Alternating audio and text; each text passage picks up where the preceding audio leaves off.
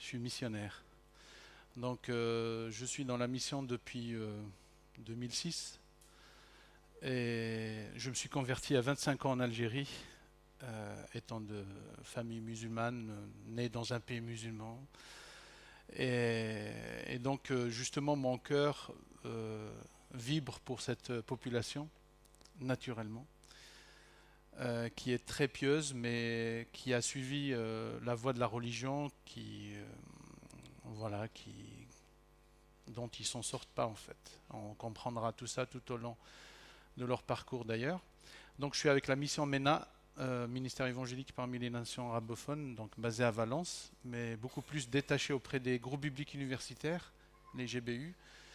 Et je travaille en Île-de-France comme donc équipier auprès des étudiants musulmans. Et pour ça, depuis 2015, j'ai développé un concept que j'ai appelé discussion autour de la Bible et du Coran. La Bible n'est pas comparable. Nul n'est comparable à la parole de Dieu, donc que ce soit un livre d'histoire, de philosophie ou de religion. Et on est tout le temps émerveillé à chaque fois que nous la lisons. Et je suis parti de ce principe pour justement inviter nos amis musulmans de venir avec leurs livres aussi et faire une comparaison sur le thème en commun qu'on aurait désigné à l'avance. Demain, lundi, donc puisque mon groupe se réunit un lundi sur deux à Paris, donc demain on discutera justement du martyr. Qu'est-ce que c'est qu'un martyr de la foi? Est-ce que c'est quelqu'un qui décide de prendre les armes et de lutter sur le sentier de Dieu? Ou c'est quelqu'un qui peut subir justement ce martyr parce qu'il est chrétien, comme le premier martyr chrétien Étienne? Pardon. Et donc, je fais aussi des formations et j'encourage à travers ces formations justement mes frères et sœurs à justement à faire ce pas et aller à la rencontre de cette population qui désire vraiment tant connaître Dieu. Mais comment? Aujourd'hui, ce matin, on va découvrir notre Seigneur qui, de son côté, avait fait aussi le pas d'aller à la rencontre d'une personne qui s'estimait être loin de Dieu, loin de tous. Cette histoire, vous la connaissez tous. Et avant d'aller loin, je vous invite à ouvrir vos Bibles dans l'Évangile selon Jean, chapitre 4, versets 1 à 42.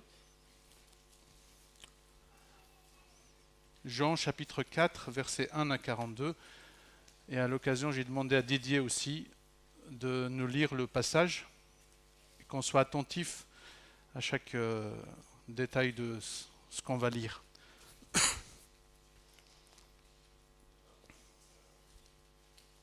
ne sais pas si le micro fonctionne pour Didier.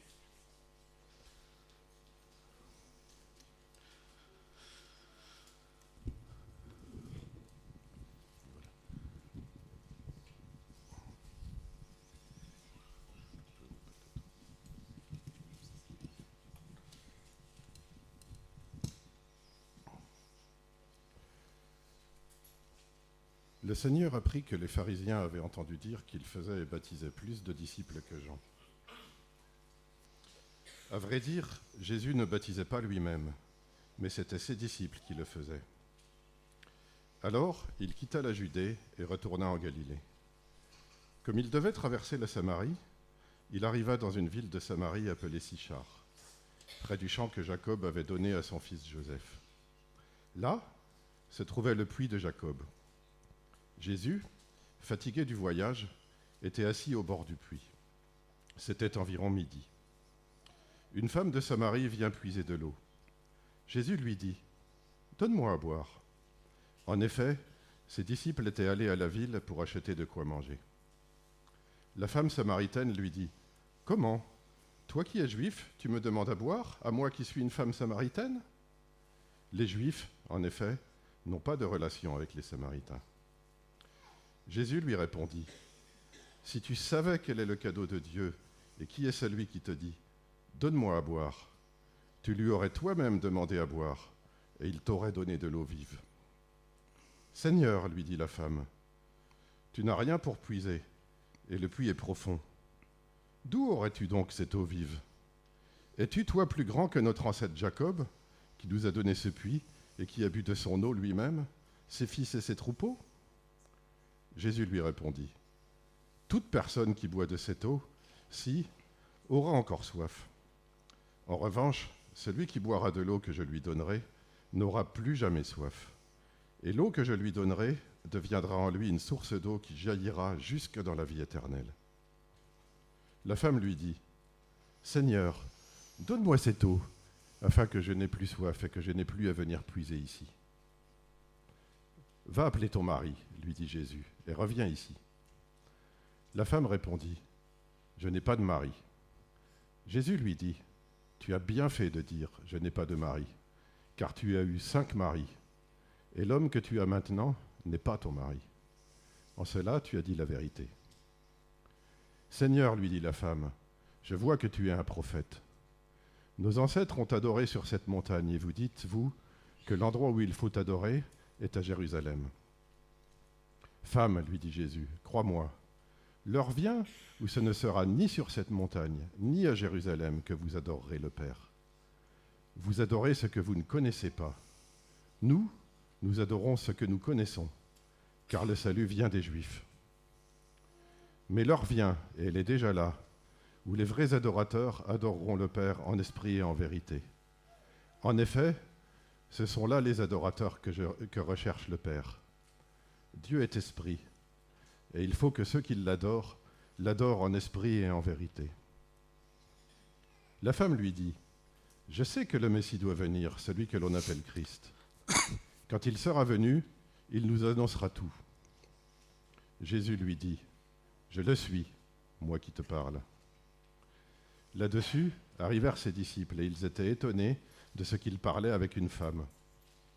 Toutefois, aucun ne dit, « Que lui demandes-tu » ou « Pourquoi parles-tu avec elle » Alors la femme laissa sa cruche, s'en alla dans la ville et dit aux habitants, « Venez voir un homme qui m'a dit tout ce que j'ai fait. Ne serait-il pas le Messie ?»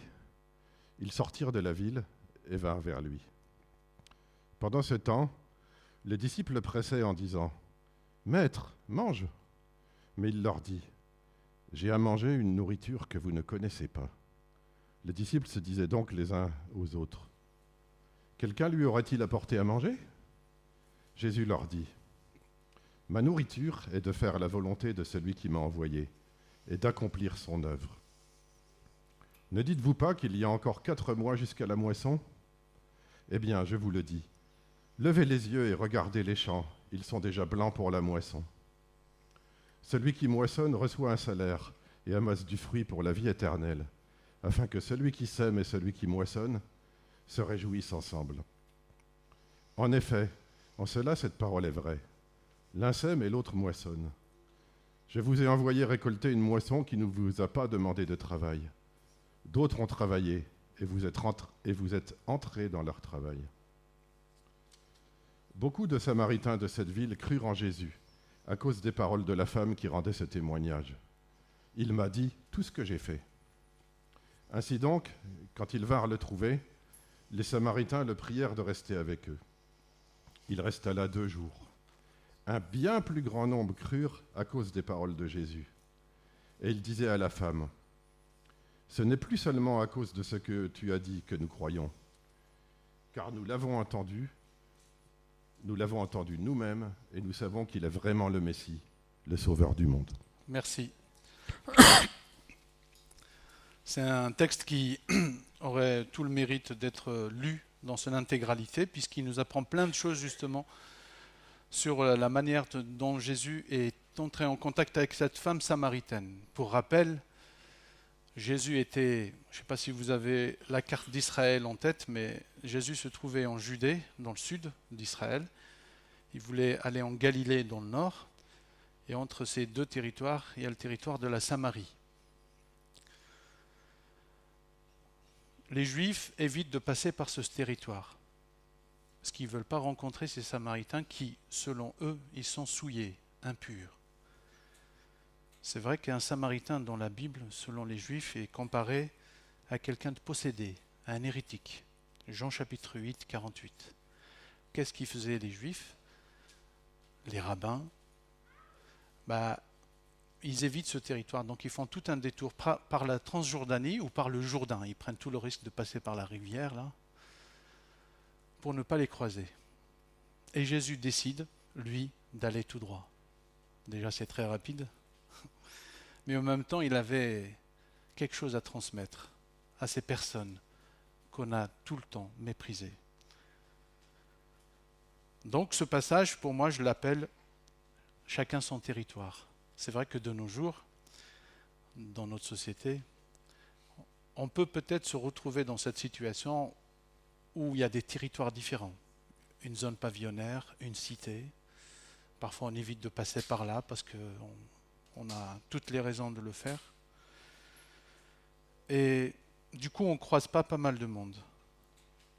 Mais est-ce la bonne manière de faire ? Parfois on évite aussi de rencontrer certaines personnes parce que tout simplement on a du mal à discuter avec ces personnes. Nos amis musulmans de leur côté, ils définissent aussi le territoire ainsi. Donc ils évitent d'aller à notre rencontre, ils évitent de nous croiser. Cette femme, si elle est allée un midi pour aller puiser de l'eau, ce n'est pas une pratique commune dans la région, puisque normalement on va puiser de l'eau à l'aube, et soit à l'aube ou au coucher du soleil. Et cette femme est allée dans ce lieu parce que tout simplement elle était tout le temps pointée du doigt par les villageois. Et c'est vrai qu'avec sa vie très débridée, personne ne nous en voulait d'elle. Et voilà que Jésus avait un message pour elle, justement. Et c'est là où Jésus avait croisé son chemin. De nos jours aussi, dans notre société, on peut trouver des personnes qui sont exclues par rapport à leur situation, quelle qu'elle soit, et que parfois ils n'ont tellement pas eu d'aide qu'ils avaient sollicité qu'ils préféraient être seuls. Ils préféraient peut-être recevoir des coups de soleil que des réprimandes des gens qui les entouraient. Et c'est vrai que ces personnes-là, Jésus est venu aussi pour les rencontrer et leur montrer qu'il est venu pour les sauver. Parce que Jésus, en réalité, il n'est pas venu pour ceux qui sont en bonne santé. Vous êtes tous d'accord ? Il est venu pour ceux qui sont malades. Des personnes ordinaires qui souhaitent tout simplement rencontrer Dieu. Et Jésus a fait le pas. Et Jésus a croisé son chemin.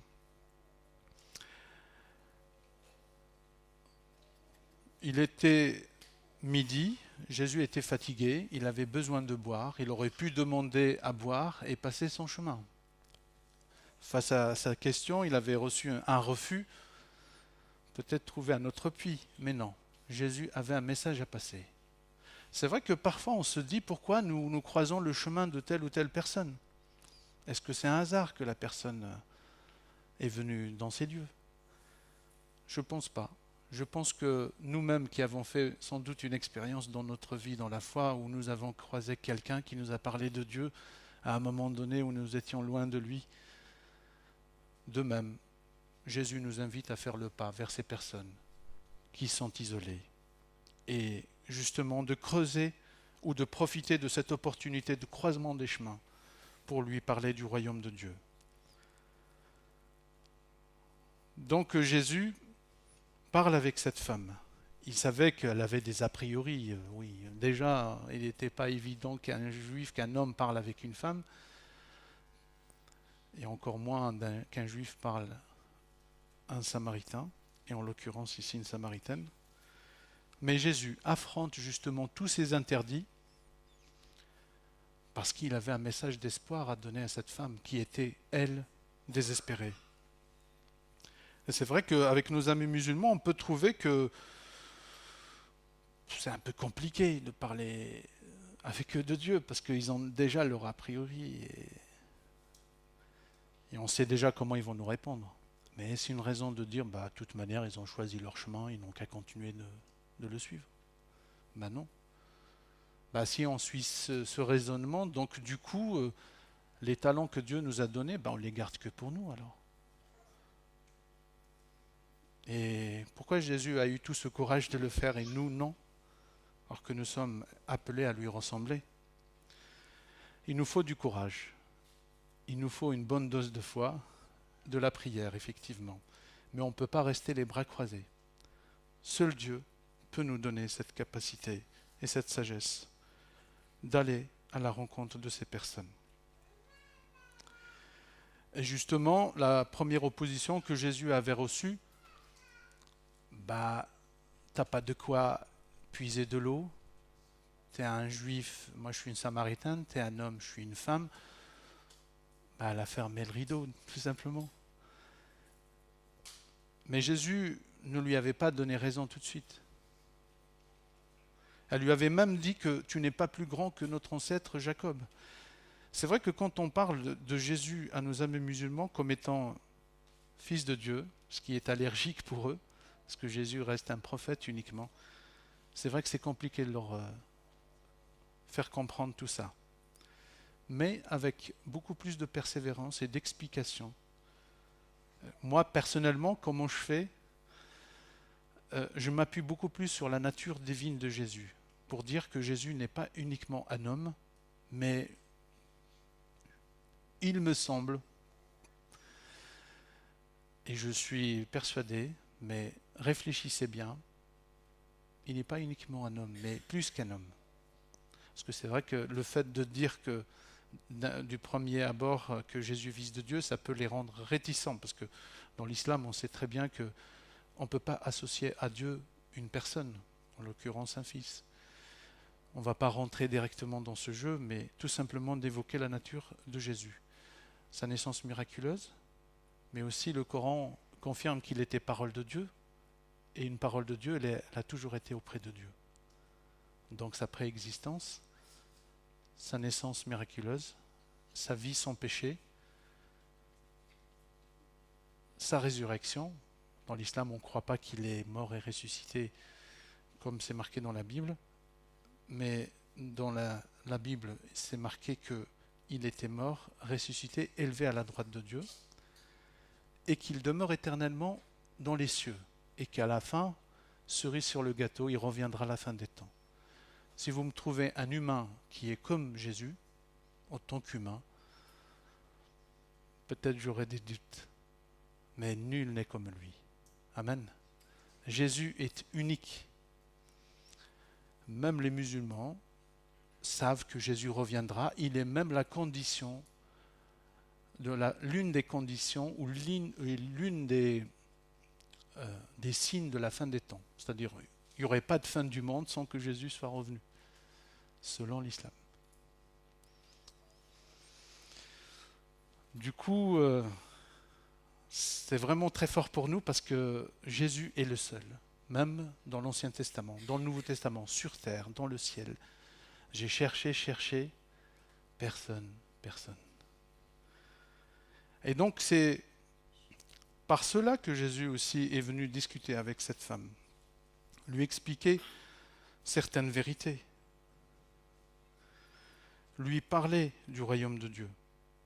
Et c'est vrai qu'on parfois, on peut tomber en inadéquation avec nos amis musulmans sur certains sujets par rapport à Dieu, par rapport à l'amour de Dieu pour nous, par rapport au salut. Et c'est un peu la même chose que ce que Jésus entendait de cette femme qui disait, quand il lui parlait de l'eau, il lui a dit, toi tu me refusais le verre de l'amitié, mais moi je vais t'offrir de l'eau vive. Celui qui boira de cette eau, des sources d'eau vive jailliront de son cœur et ça restera jusqu'à l'éternité. Elle n'avait pas tout compris. Elle croyait que ça y est, donc elle aura une eau magique qui lui évitera de venir puiser de l'eau au puits. C'est vrai que c'est deux réalités différentes. Réalité terrestre et réalité céleste. Et Jésus continuait à parler, il ne l'a pas sous-estimé en disant « mais t'as rien compris ». Il ne l'a pas stigmatisé. Jésus s'est adapté à sa situation. Donc, pour aller un peu plus loin, Jésus a commencé à lui dire ou à demander « Il est où ton mari ?» Et c'est vrai qu'après avoir instauré une relation de confiance avec cette femme, il commence à parler aussi des choses sérieuses concernant cette femme, sans pour autant la laisser dans une situation de désespoir. D'ailleurs, Jésus a toujours fait ça avec Zachée. Il ne lui a pas dit combien tu as détourné. Ou même avec la femme adultère, il ne lui a pas dit s'ils t'ont ramené, c'est parce qu'il y a une raison. Mais en même temps, il ne peut pas ne pas laisser les choses ne pas être changées, quoi. Donc il faudrait que la personne d'elle-même fasse le pas de la repentance. Donc, et là, Jésus révèle à cette femme qu'elle avait eu 5 hommes dans sa vie et que celui avec qui elle vit n'est pas son mari. Et là, elle a tilté, elle a dit, oups, là, ça ne peut qu'être un prophète qui me parle. Donc au départ, Jésus n'était qu'un juif, un homme, selon elle. Et voilà que le deuxième pas est franchi. Cet homme, finalement, est un prophète. Et l'histoire continue, il était midi et des minutes avancent, tous les deux. Ils continuent à discuter. Pour nous, cette démarche peut aussi nous rappeler que, avec nos amis musulmans, quelle méthode à employer. Moi, ce que j'ai dit hier, j'ai dit il y a des choses à dire et des choses à éviter de dire. Personnellement, critiquer l'islam ou le prophète, ou même la pratique des musulmans sur leur tenue vestimentaire ou tout autre, ne m'intéresse pas. Parce que tout simplement, on leur a inculqué cela, ils le font sans même se rendre compte. Parfois, ils n'ont aucune raison valable pour justifier tel ou tel comportement. Et pour l'anecdote, lorsque j'étais responsable GBU en Algérie, où j'ai vécu, où j'ai commencé aussi la mission là-bas, en 2006, il y avait une collègue, une équipière qui était GBUienne, équipière, et qui continuait à porter le voile. Et c'est vrai que ça m'a intrigué, je me suis dit, j'avais des doutes, je me suis dit, je croyais que les choses anciennes sont passées. Mais peut-être je me suis trop précipité à dire ça, et qu'au final, elle portait ça tout simplement pour éviter que sa famille la chasse de la maison, en la soupçonnant d'être devenue chrétienne, du coup changer complètement de comportement et risquer de se retrouver à la rue, parce que c'est beaucoup plus radical à l'encontre des femmes. Et j'ai demandé après elle, une fois retournée, quelques années plus tard, elle a toujours persévéré dans sa foi, impliquée dans son église. Elle a fondé une famille qui est complètement consacrée à Dieu. Donc Jésus n'a pas pointé du doigt la vie débridée de cette femme en disant « je perds mon temps », mais tout simplement, il la voyait comme étant une âme digne d'être sauvée au même titre que nous tous qui autrefois étions loin de Dieu. Il faut le reconnaître. Nous ne sommes pas nés chrétiens, je suppose, et je pense. Nous le sommes devenus à un moment donné dans notre vie. Pareil pour cette femme. Donc il y a toujours un avant et un après, un début à toute chose. Même si c'était compliqué pour elle. Donc, petit à petit, Jésus se révèle à elle. Et cette femme, une fois qu'elle avait entendu parler de cette bonne nouvelle, elle a couru vers ces villageois qui, justement, autrefois la rejetaient, pour leur annoncer la bonne nouvelle, elle qui était loin de Dieu. Ça, c'est formidable. Et c'est vrai que, je ne sais pas si on se rappelle tous de notre première vie en Christ, vie nouvelle, comment elle nous a vraiment marqué. Moi, personnellement, je n'oublierai jamais le jour où j'avais donné ma vie à Jésus, dans ce soir d'hiver de 1998 en Kabylie, et ça m'a beaucoup marqué. Pourquoi ? Comme je vous l'ai dit au début, je suis né là-bas, mais je n'ai jamais été musulman. Malgré que je faisais des cours d'éducation islamique à l'école, et après ma conversion, j'ai compris pourquoi. Parce que Dieu me cherchait.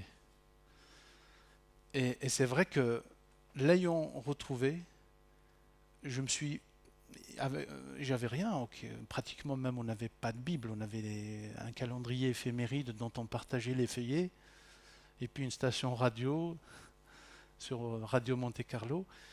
Et c'est vrai que pour moi, c'était énorme, parce que je savais que c'était la vérité. D'ailleurs,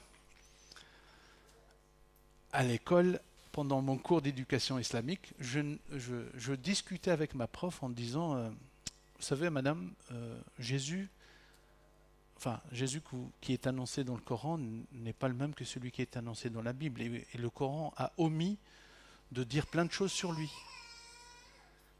Elle m'a dit, mais pourquoi c'est nouveau ce que vous dites là? Non, non, parce que quand on lit la Bible, on découvre que Jésus, ok, il a fait des miracles, il a demeuré sans péché, il est au ciel, il est mort, ressuscité, élevé à la droite de Dieu. Ah bon, vous connaissez tout ça? Ben oui. Elle a senti mon intérêt pour Dieu. Or qu'avant, je suivais le cours naturellement, pour avoir une note positive, il faut, et être admis à la classe supérieure. Bon, c'était un peu plus l'objectif. Elle voyait en moi quelqu'un qui s'intéressait à Dieu. Et d'ailleurs, pour vous dire, tout ce que j'avais annoncé ou enseigné hier sur l'islam et ce que je fais depuis des années, je l'ai acquis en étant devenu chrétien. Et c'est fou.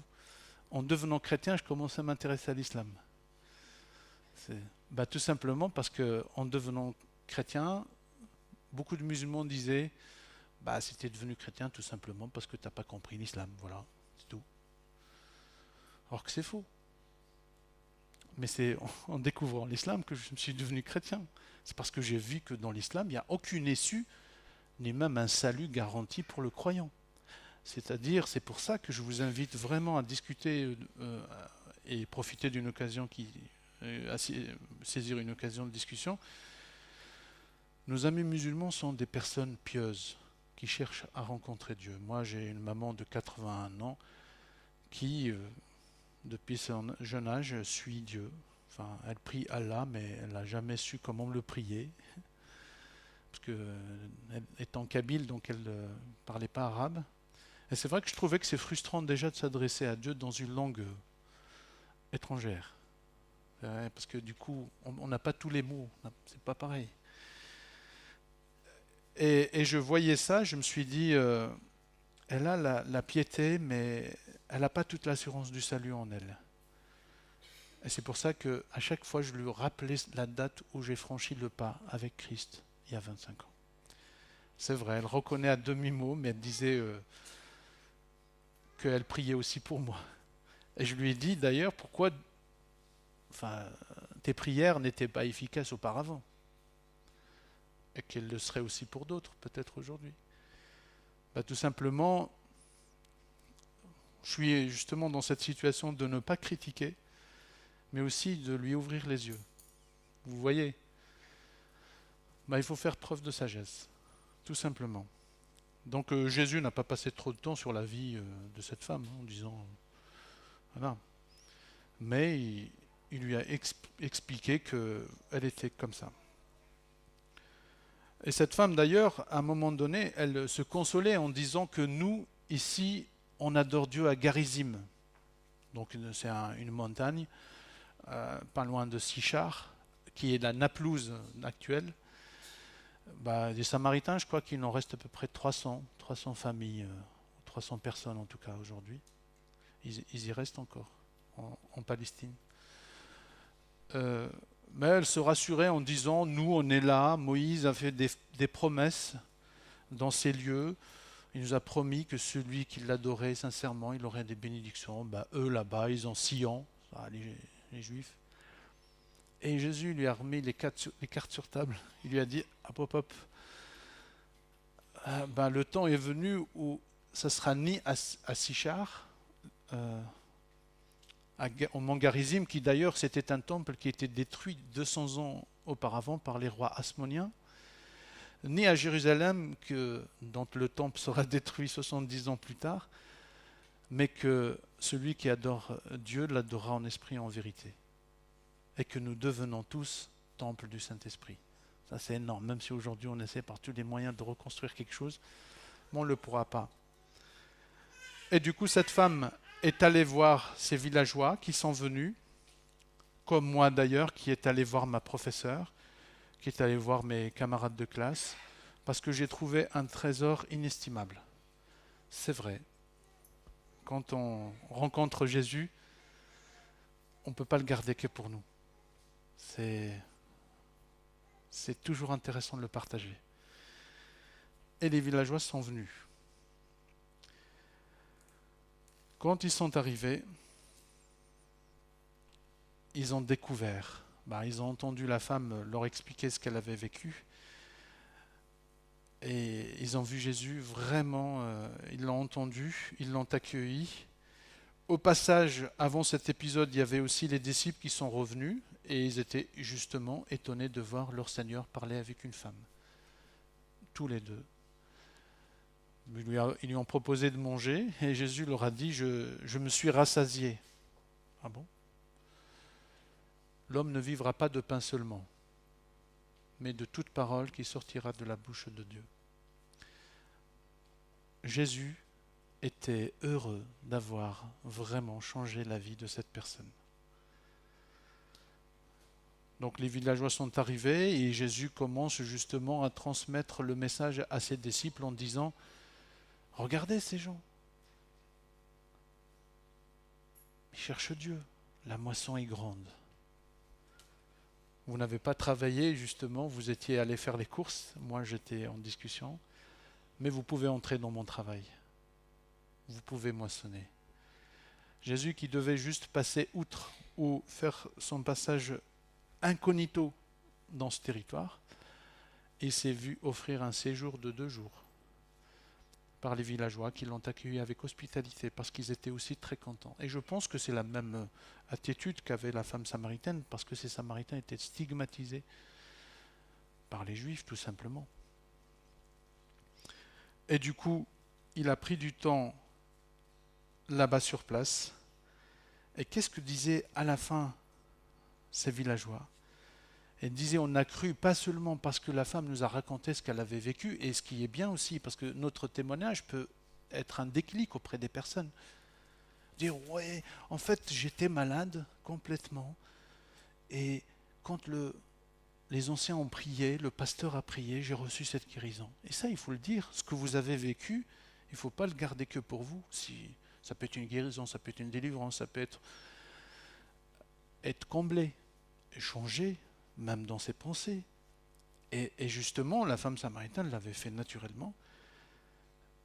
Et c'est ce qui a conduit justement ces villageois à aller à la rencontre de Jésus. Nos amis musulmans peuvent aussi, ou ils sont aussi prêts à nous écouter. Notre témoignage a plus de valeur aussi auprès d'eux. De voir comment Dieu agit dans nos vies.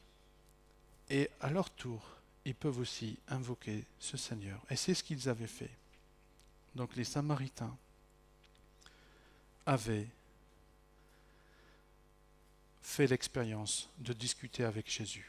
Donc Jésus, au début, était un juif à la rencontre d'une femme samaritaine, considéré comme un prophète par cette femme, qui par la suite a découvert qu'il était le Messie attendu, puisque lui-même l'avait dit « je le suis ».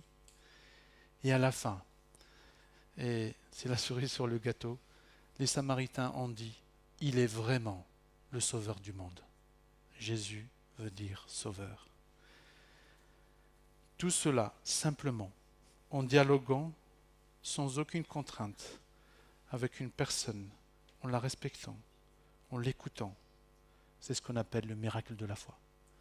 Pour cela, je vous demande de prier pour que le Seigneur puisse justement nous encourager à aller dans cette